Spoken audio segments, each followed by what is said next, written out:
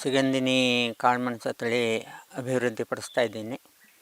ಇದು ನಮಗೆ ಈಗ 9 ವರ್ಷದ ಹಿಂದೆ ನಮ್ಮ ತೋಟದಲ್ಲಿ Mysuru retired scientist doctor Venugopal sir ಅವರು ಮೊದಲು ಕಂಡು ಹಿಡಿದ್ರು. ಇದಕ್ಕೂ ಮೊದಲು ನಮ್ಮ ತೋಟದಲ್ಲಿ ಪಣಿಯೂರು ಬಳ್ಳಿಯೆಲ್ಲ ಇತ್ತು, ಆದರೆ ಅವೆಲ್ಲ ರೋಗ ಬಂದು ಹೋಗಿ ಇದು ಫಸ್ಟ್ 2 ಬಳ್ಳಿ ಮಾತ್ರ ಉಳ್ಕೊಂಡಿತ್ತು. ಆಮೇಲೆ ಅದರಿಂದ ರನ್ನರ್ ಕಟ್ ಮಾಡಿ ನಾವು ತೋಟದಲ್ಲಿ ನೆಟ್ವಿ. ಒಂದು 60 ಮರಕ್ಕೆ ಅದನ್ನು ನೆಟ್ಟು ಅಭಿವೃದ್ಧಿಪಡಿಸಿದ್ವಿ. ಆವಾಗ ವೇಣುಗೋಪಾಲ್ ಸರ್ ಅವರು ಬಂದು ನೋಡಿ ಇದರಲ್ಲಿ ಏನೋ ವಿಶೇಷತೆ ಇದೆ, ಯಾಕೆಂದರೆ ಬಾಕಿ ಬಳ್ಳಿಗಳೆಲ್ಲ ಹೋದರೆ ಇದೊಂದು ಉಳ್ಕೊಂಡಿದ್ದಕ್ಕೆ ವಿಶೇಷತೆ ಇದೆ ಅಂತ ಅವರು ಅದನ್ನು ಸ್ಯಾಂಪಲ್ಸ್ ಎಲ್ಲ ಕಲೆಕ್ಟ್ ಮಾಡ್ಕೊಂಡು ಹೋಗಿ ಲ್ಯಾಬ್ನಲ್ಲೆಲ್ಲ ಟೆಸ್ಟ್ ಮಾಡಿ, ಇಲ್ಲ ಇದರಲ್ಲಿ ರೋಗ ನಿರೋಧಕ ಶಕ್ತಿ ಹೆಚ್ಚಿಗೆ ಇದೆ ಮತ್ತು ಕಾಳಿನ ತೂಕನೂ ಚೆನ್ನಾಗಿದೆ, ಸೈಜು ಬೋಲ್ಡ್ ಸೈಜ್ ಇದೆ. ಹಾಗಾಗಿ ಇದನ್ನು ಅಭಿವೃದ್ಧಿಪಡಿಸ್ಬೇಕು ಅಂತ ನಮಗೆ ಮೊದಲನೇದಾಗ ಒಂದು ನಿರ್ದೇಶನ ಕೊಟ್ಟರು.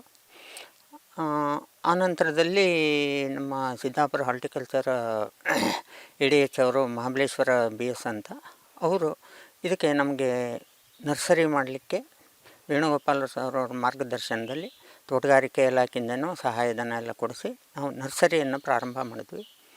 ಫಸ್ಟು ಮೊದಲನೇ ವರ್ಷ ನಾವೊಂದು 6,000 to 7,000 ಗಿಡ ರೆಡಿ ಮಾಡಿದ್ವಿ.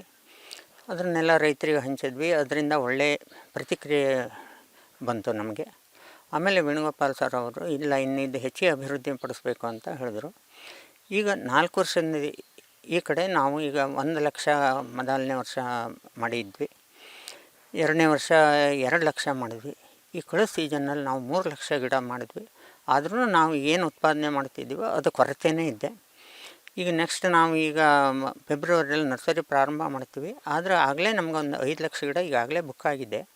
ನಮ್ಮ ಹತ್ರ ಕೆಪಾಸಿಟಿ ಇರೋದು ಬರೀ 3 ಲಕ್ಷ ಗಿಡದ ಮಾತ್ರ. ನಾವು ಹಾಗಾಗಿ ಈಗ ಬೇರೆ ಒಂದು ಪಾಲಿ ಹೌಸನ್ನು ಲೀಸಿಗೆ ಹಾಕ್ಕೊಂಡು, ಅರ್ಧ ಎಕರೆ ಪಾಲಿ ಹೌಸನ್ನು ಲೀಸಿಗೆ ಹಾಕ್ಕೊಂಡು ಅಲ್ಲಿ ಬರೀ ಪ್ಲ್ಯಾಂಟಿಂಗ್ ಮಟೀರಿಯಲ್ ಮಾತ್ರ ಡೆವಲಪ್ ಮಾಡ್ತಾ ಇದ್ದೀವಿ. ಈ ಮಧ್ಯಂತರದಲ್ಲಿ ವೇಣುಗೋಪಾಲ್ ಸರ್ ಅವರು ಇದನ್ನು ನಿಮ್ಮ ಹೆಸರಿನಲ್ಲಿ ಜಿನಾಮ್ಸಿ ವೆರೈಟಿ ವೆರೈಟಿಯನ್ನು ನೀವು ಮೊದಲೇ ನಿಮ್ಮ ಹೆಸರಿನಲ್ಲಿ ರಿಜಿಸ್ಟರ್ ಮಾಡ್ಕೊಳ್ಬೇಕು ಅಂತ ಒಂದು ಸಲಹೆ ಕೊಟ್ಟರು. ಆವಾಗ ನಾವು PPFRA ಡೆಲ್ಲಿಗೆ ಒಂದು ಅಪ್ಲಿಕೇಶನ್ ಹಾಕಿದ್ವಿ. ಆನಂತರ IASR ಕೋಜಿಕೋಡ್ ಅವರು ಇದಕ್ಕೆ ನೋಡಲ್ ಏಜೆನ್ಸಿ ಅಂತ ಮಾಡಿ ಆ ವಿಜ್ಞಾನಿಗಳು ಇಲ್ಲಿ 3 ಬಾರಿ ಭೇಟಿ ಕೊಟ್ಟು ಇದರದ್ದೆಲ್ಲ ಗುಣಧರ್ಮ ಎಲ್ಲ ಇಲ್ಲಿಂದ ಅಭ್ಯಾಸ ಮಾಡ್ಕೊಂಡು ಹೋಗಿ ಆಮೇಲೆ ಇದ್ರ ಸ್ಯಾಂಪಲ್ ಗಿಡಗಳನ್ನೆಲ್ಲ ಅಲ್ಲಿ ತಗೊಂಡೋಗಿ ಅಲ್ಲಿ ಅಭಿವೃದ್ಧಿ ಮಾಡಿ ಅನಂತರದಲ್ಲಿ PPFRA ನ್ಯೂ ಡೆಲ್ಲಿಯವರು ನಮಗೆ ಜಿನಾಮ್ ಸೇವಿಯರ್ ಅವಾರ್ಡ್ ಅಂತ ಮಾನ್ಯ ರಾಷ್ಟ್ರಪತಿಯವರ ಕೈಯಿಂದ ನಮಗೆ ಇದು ಸಿಕ್ಕಿದೆ. ಇದರಿಂದ ನಾವು ಇನ್ನೂ ಈಗ ಅದೆಲ್ಲದಕ್ಕಿಂತಲೂ ಹೆಚ್ಚಿಗೆ ನಮ್ಮ ಹತ್ರ ಯಾರು ಈಗ 5 ವರ್ಷದಿಂದ ಗಿಡ ತಗೊಂಡು ಹೋಗ್ತಾ ಇದ್ದೀರಾ, ಕೊಡಗಾಗಲಿ, ಚಿಕ್ಕಮಗಳೂರು, ಹಾಸನ, ಶಿವಮೊಗ್ಗ, ನಮ್ಮ ಕರ್ನಾಟಕದಲ್ಲಿ ಎಲ್ಲ ಜಿಲ್ಲೆಗೂ ನಾವು ಸಪ್ಲೈ ಮಾಡ್ತಾ ಇದ್ದೀವಿ. ನಮಗೆ ಆ ಬೇಡಿಕೆ ಇದೆ. ನಂತರದಲ್ಲಿ ತಮಿಳುನಾಡು ಮತ್ತು ಕೇರಳದಕ್ಕೂ ಗಿಡ ಕೊಟ್ಟಿದ್ದೀವಿ. ನಮಗೆ ಇಷ್ಟೆಲ್ಲ ಬೇಡಿಕೆ ಬಂದಿರೋದು ಏಕೆ ಅಂತ ಕೇಳಿದರೆ, ಗಿಡ ತಗೊಂಡೋಗಿ ಯಾರು ಹಾಕಿದಾರೋ ಅವ್ರ ತೋಟದಲ್ಲಿ ಚೆನ್ನಾಗಿ ಅಭಿವೃದ್ಧಿ ಆಗ್ತಾಯಿದೆ.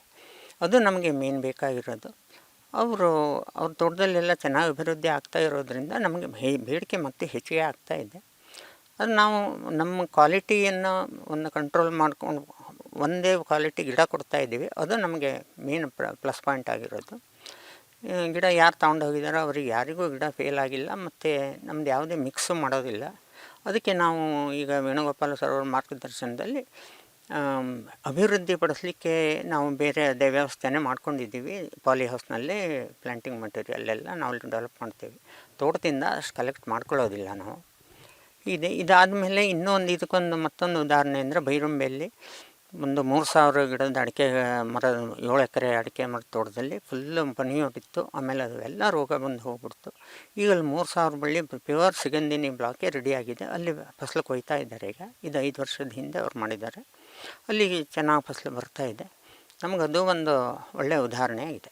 ಕರ್ನಾಟಕದಲ್ಲಿ ಪ್ರಪ್ರಥಮವಾಗಿ ನಮ್ಮದೇ ಸಿಗಂದಿನಿ ಜಿನಾಮ್ ಸೇವಿಯರ್ ಅವಾರ್ಡನ್ನು PPFRAಯಲ್ಲಿ ತಳಿ ಸಂವರ್ಧಕ ಅಂತ ನಮಗೆ ಇದು ಮಾಡಿದ್ದಾರೆ.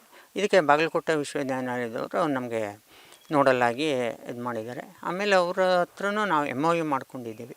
ಅವರು ಅಭಿವೃದ್ಧಿ ಪಡಿಸ್ತೇನೆ ಅಂತ ಹೇಳಿದರು. ಆಗ ಬಾಗಲಕೋಟೆ ವಿಶ್ವವಿದ್ಯಾನಿಲಯದಲ್ಲೂ ನಾವು MOU ಮಾಡ್ಕೊಂಡಿದ್ದೀವಿ. PPFRA ಅಂದರೆ ಅದೇ ಮೀನು ಜಿನಾಮ್ ಸೇವಿಯರ್ ಅವಾರ್ಡ್ ರೈತರಿಗೆ ಕೊಡೋದು. ಅದು ನಮಗೆ 1.5 ಲಕ್ಷ ರೂಪಾಯಿ ಅವರು ಇದನ್ನು ಪ್ರೋತ್ಸಾಹಧನವನ್ನು ಕೊಟ್ಟಿದ್ದಾರೆ. ನಮ್ಮ ಕೌಟುಂಬಿಕವಾಗಿ ಆರ್ಥಿಕ ಅಭಿವೃದ್ಧಿ ಚೆನ್ನಾಗಾಗಿದೆ. ನಮ್ಮ ಮಗ ಮತ್ತು ಸೊಸೆ ಇಬ್ಬರು ಡಾಕ್ಟ್ರು. ಅವರಿಗೆ ನಾವು ಸಿರ್ಸಲ್ಲಿ ಸಿಗಂದಿನಿ ಹೆಲ್ತ್ ಅಂತಲೇ ಇದೇ ಹೆಸರಿನಲ್ಲೇ ಕ್ಲಿನಿಕ್ ಓಪನ್ ಮಾಡಿದ್ದೀವಿ. ಅದಕ್ಕೂ ಎಲ್ಲ ಏನು ಮೂಲಧನ ನಮಗೆ ಈ ಸಿಗಂದಿನಿ ನರ್ಸರಿ ಏನು ಅಭಿವೃದ್ಧಿ ಮಾಡಿದ್ದೀವೋ ಅದರಿಂದನೇ ನಮಗೆ ಸಹಾಯ ಆರ್ಥಿಕವಾಗಿ ನಾವು ಭಾಳ ಸುಧಾರಿಸ್ಕೊಂಡಿದ್ದೇವೆ ಇದರಿಂದ.